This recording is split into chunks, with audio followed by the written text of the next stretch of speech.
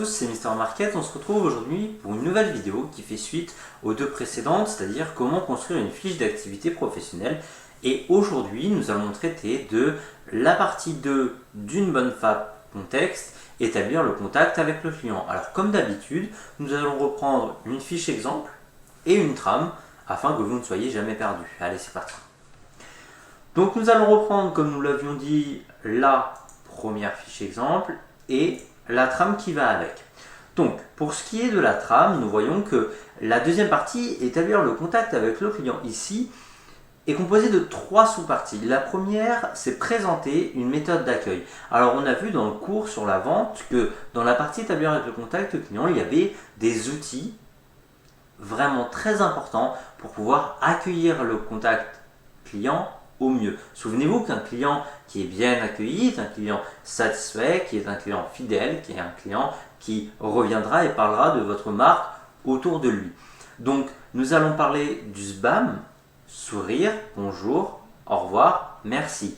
Et enfin, de l'utilisation des 4 20, c'est-à-dire les 20 premiers centimètres, les 20 premières secondes, les 20 premiers mots et les 20 premiers mouvements, qui sont en fait 4 gestes, 4 moments clés dans le contact client qui permettent de poser une base de satisfaction, c'est-à-dire une base de fidélisation par la suite.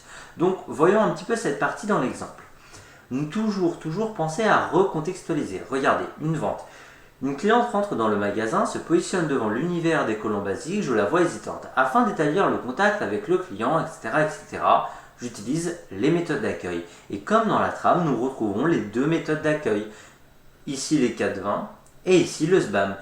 Pensez à remettre un coup de théorie, montrer que vous connaissez le sujet dans lequel vous êtes en train de parler, et 2, la situation concrète. Regardez, là, elle met les 20 premiers mouvements, et elle met comment elle l'a utilisé. En tant que conseillère de vente, je dois avoir une posture professionnelle, occuper l'espace de vente, accueillir le client en souriant. Vous voyez, le but est de faire un lien entre la théorie des 4-20 et la pratique, ce que vous avez fait pendant votre vente. Montrez à l'examinateur que vous maîtrisez tant la théorie que la pratique.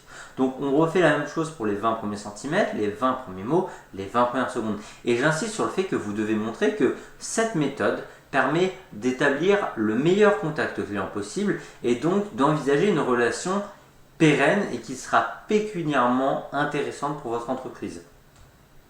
Deuxième partie, on pouvait le mettre avant si vous voulez, le SBAM.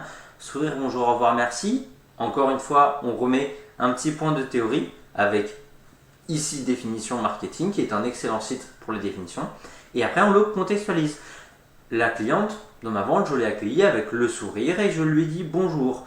N'oubliez pas de préciser pourquoi vous avez fait ça. Alors là, c'est simple, vous avez souri pour avoir l'air agréable et vous avez dit bonjour pour avoir l'air poli. Le but est de refléter le positionnement, le sérieux et l'image positive de votre entreprise afin de créer un vecteur, un premier contact de satisfaction client. Tout l'enjeu est là en fait dans cette partie. Il faut absolument caler les notions de satisfaction client, valeur perçue, image de l'entreprise, positionnement. Ce sont tout un tas de termes clés en marketing qui sont très utilisés et notamment dans cette fiche. N'hésitez pas à montrer que vous les connaissez et surtout que vous savez les réutiliser. Passé cette première étape, je reviens sur ma fiche FAP. Je dois faire la recherche des besoins. C'est-à-dire, on l'avait vu avant, les questions ouvertes, fermées et alternatives que vous avez posées pour aiguiller au mieux votre vente. Ils peuvent apparaître dans ce que l'on appelle un plan de découverte. On a vu ça dans la première partie de la FAP. Certaines entreprises possèdent déjà un plan de découverte client que l'ensemble des collaborateurs ont à leur portée pour pouvoir aider le client dans la recherche de leurs besoins. On va revenir sur le cas pratique. Ici, la découverte du besoin. Nous passons ensuite à une période de découverte. N'oubliez pas les transitions, c'est très important pour pouvoir savoir où vous en êtes. Où le vendeur doit découvrir qui est le client, ses besoins, ses envies, etc. On redit à quoi va servir la découverte des besoins et après on le contextualise. Regardez, en gras c'est toujours ce qui est contextualisé, c'est pratique. En vente, je l'observe, je m'approche d'elle en lui proposant son aide. C'est ici que démarre la période de la découverte et après elle enclenche toutes les questions ouvertes qu'elle a posées. Donc elle remet la définition d'une question ouverte et après les questions ouvertes qu'elle a posées dans sa vente.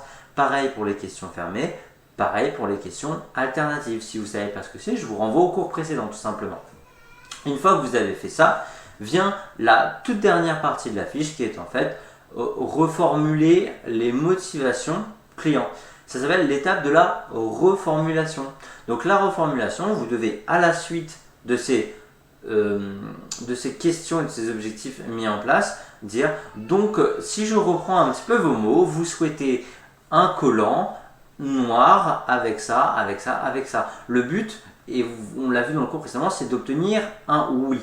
Si le oui ou l'hésitation est encore présente, il faut absolument pas hésiter de revenir dans une découverte client afin de situer au mieux les besoins de votre cliente.